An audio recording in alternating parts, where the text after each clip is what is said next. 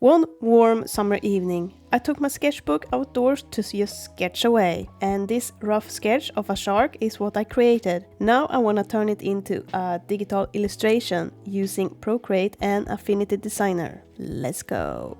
Hello and welcome to my new video. I found it more relaxing to sketch random stuff from my head into a sketchbook over doing it digital. Maybe you feel the same. But once I make a sketch that I want to turn into a real illustration, I just take a picture of it and import it into Procreate. You can also scan if you have that kind of power at home. Why not do this process in Affinity Designer right away?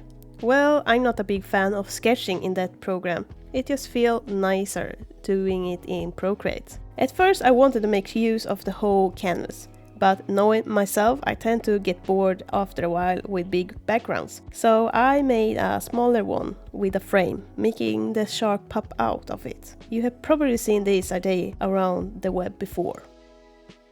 Time to move this project over to Affinity Designer. What's your favorite sea creature? Comment that below. Why do vector art instead of just completing in Procreate? Sometimes vector art is just the right fit for the artwork you're working on. For this I'm still using the iPad version. They do have a desktop version, so don't worry. I just enjoyed iPad more because I can rotate the canvas, something you cannot do on desktop yet. Maybe one day.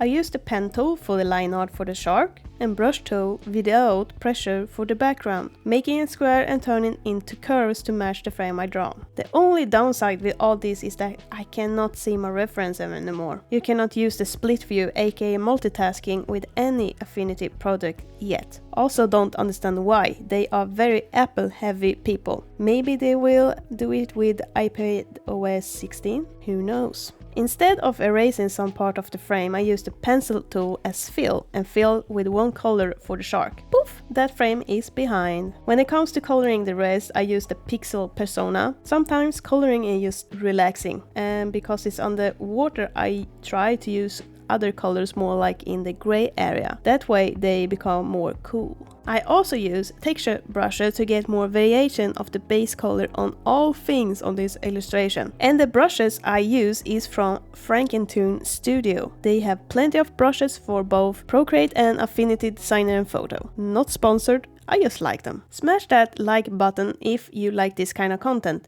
It will help this channel a lot. Thanks. I will focus more of the shading process on the shark, background less. The shark is more the focus in this illustration, background is just the bonus. I go back to vector persona for the pencil tool to use the fill, make new layer with blend mode multiply to make the shadows. And because it's underwater I use cool colors only. I do this process on the background too. After the shadow process is done, I make a new layer again, this time in blend mode overlay. This is the light source, also using cool colors for this process, but not in vector persona.